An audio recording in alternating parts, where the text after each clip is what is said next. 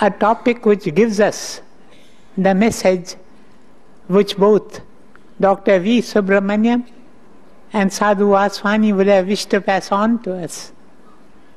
If you wish to change your life, you must change your attitude. Change your attitude and you change your life. Are you dissatisfied with the way you are living? Do you sometimes get a feeling of disgust when you think of the way you are living? Do you wish to come out of it? There is a way. All you have to do is to change your attitude and your life will change of itself. Many of you must have heard the name of that great American philosopher, William James. William James. They put this question to William James. They said to him, "O wise one, tell us, what is the greatest discovery of our generation?" And what answer did William James give? William James said, "The greatest discovery of our generation is that by changing one's attitude, one can change one's life." And he spoke out of experience. There was a period when he passed, when he was in utter depression. He did not find life worth living. He even toyed with the idea of committing suicide. Then someone said to him, "Will, why don't you try and change your attitude? Just try it out." And he said he would try it out. The next day he said, "The entire day I will see that my attitude is a correct one, a constructive one, a friendly one, a cheerful one, a positive one." And he found that it made all the difference. And the day came in his life when he could declare openly to the world that the greatest discovery of our generation is that by changing one's attitude, one can change one's life. Let me tell you of an experiment which was conducted by two scientists in California in the United States. It was a very simple experiment. They wanted to study the effect of attitudes on seeds out of which plants grow. They wanted to find out if seeds could be influenced by attitudes. As I said, their experiment was a very simple one. They took two cans exactly similar to each other. Into both the cans, they put the same quantity, the same quality of soil. They dropped 23 seeds in each can. They covered the seeds with the same quantity and quality of fertilizer. They kept these two cans in a greenhouse to be able to control conditions of weather and temperature. In this experiment, everything was the same. There was only one variable. Every day they would come and stand in front of the first can. They came 3 times every day. 3 times every day they came and stood in front of the first can and poured into it all the negativism of which they were capable. They spoke to the seeds. They insulted the seeds. They said, "You are good for nothing. Nothing is going to come out of you. Even if something comes out of you, it is not going to endure. It is not going to last." And so on and so forth. Then they went and stood in front of the second can 3 times every day and poured into it all the positivism of which they were capable. "You are so wonderful. Wonderful things are going to come out of you. It is going to be a sight to see what is coming out of you." This they did for 21 days, 3 weeks.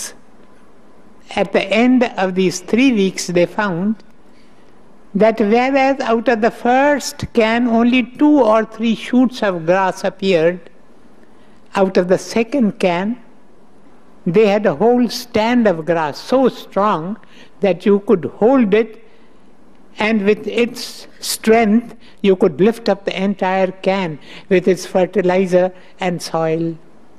If this is what attitudes can do to seeds, what can they not do to human beings?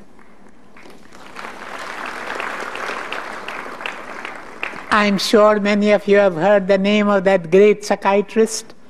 He is regarded as one of the greatest psychiatrists that the 20th century produced, Karl Menninger.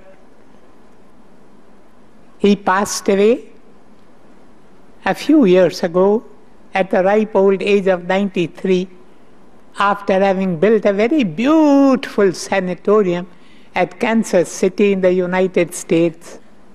And to his sanatorium there came some of the wealthiest Americans whose minds had been unhinged. Karl Menninger, Dr. Karl Menninger made a remarkable statement on one occasion. He said, attitudes are more important than facts. Attitudes are more important than facts. The fact may be that I am passing through a dark night when not a single star doth shine.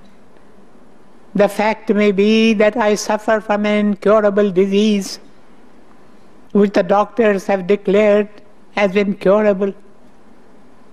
The fact may be that I am involved in a financial problem. I am on the verge of bankruptcy with no one to help me out. The fact may be that someone very near and dear to me has been suddenly snatched away by death. The fact may be that I am involved in a personal relationship problem which in spite of my best efforts I am unable to solve. But more than the fact, more important than the fact is how I react to it. It is not what happens to me that matters. It is how I react to what happens to me that really matters. More important than the fact is my attitude. How do I react to the problem that confronts me will determine whether I will be successful or not. It will determine whether I will be happy or not. More important than attitude is fact. More important than fact is attitude. There are 2 sisters. They both suffer from cancer. They both suffer from cancer of the ovaries. The elder sister tries to keep herself cheerful and happy. So she keeps on reading books of humorous stories, jokes. She reads them and she laughs. And in her laughter, she forgets her pains and her aches. In the evening, every evening, she goes to the general hospital, the poor patients' ward, the children's section.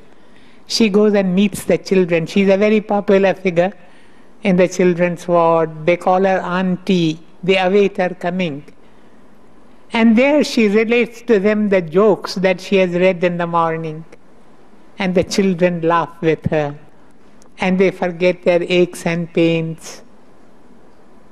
But the younger sister is sad, is morose, is dejected, is depressed. So one day the elder sister said to the younger sister, "My dear sister, it is true that we both suffer from cancer. We both suffer from cancer of the ovaries. But it is also true that one can suffer from cancer and yet try to be cheerful and happy. It is also true that one can suffer from cancer and be depressed, be dejected. Which of the two is better? Surely, to be cheerful and happy. Different people placed in similar circumstances react differently. That is why you have the two opening lines of that famous English poem, "Two men stood behind prison bars. One saw mud, the other stars." Both of them were in the same situation. Both of them were prisoners. They were locked up in jail, but they looked out of the prison bars. One of them looked down and saw mud, and he said, "What a dirty place I am in." The other looked up and saw stars, and he said, "Every star is a flower in the garden of God. Verily, I am in a garden." Different people placed in similar circumstances react differently. And it is on how you react that your own happiness depends. In the Bhagavad Gita, the Lord Sri Krishna, speaking unto his dear devoted disciple Arjuna, the Lord says, "Arjuna, remember, man is his own friend, man is his own foe. Man is his own friend, man is his own foe." It is very easy in difficult and trying circumstances to throw the blame on others. So and so behaved like this, therefore my condition has become so miserable. No one outside of you can do you any harm. You yourself are your friend, you yourself are your foe. And you become your friend when you adopt a correct attitude, when you adopt a constructive attitude, when you adopt a friendly attitude, when you adopt a positive attitude. You become your enemy, you become your foe when you adopt an incorrect attitude, a negative attitude. What is it to adopt a positive attitude? It is not that the man with the positive attitude refuses to recognize that there is the negative side of life. There is the negative side of life. Life is full of dangers and disturbances. Life is full of trials and tribulations. Life is full of problems and perplexities. But the man with a positive attitude will not dwell on them. He may be surrounded by the most adverse circumstances, yet he will look for a place to stand on. Conditions all around him may be very adverse, may be very bad, but he will continue to expect the best results. And whatever you expect comes to you. Such is the law. Our expectations, our thoughts, our feelings, our emotions, they have a magnetic power. They draw to ourselves that which we think of, that which we feel. Therefore, be very careful about your expectations. Continue to expect the best. Of course, be prepared for the worst at the same time. But continue to expect the best. Draw to yourself the best that is in life. There are so many people who think in terms of disease and death. There are so many people who think in terms of disease and death. They are the ones who are drawing through the magnetic power of their expectations disease and death to themselves. There are so many people who think in terms of failure, defeat. Why not think of health and strength? Why not think of success and victory? That which you expect comes to you. I do not have the time today, otherwise I would love to give you many examples. But this is an inviolable law of life. Whatever you expect comes to you. But once again, a word of caution. There are times when even though when we expect the best, the worst comes to us. We should be prepared to face the worst. We should have the power to convert the worst into the best. This is true alchemy. Om Brahma Kripa hi Kevalam, Krishna Kripa hi Kevalam, Guru Kripa hi Kevalam. Om Shanti, Shanti, Shanti.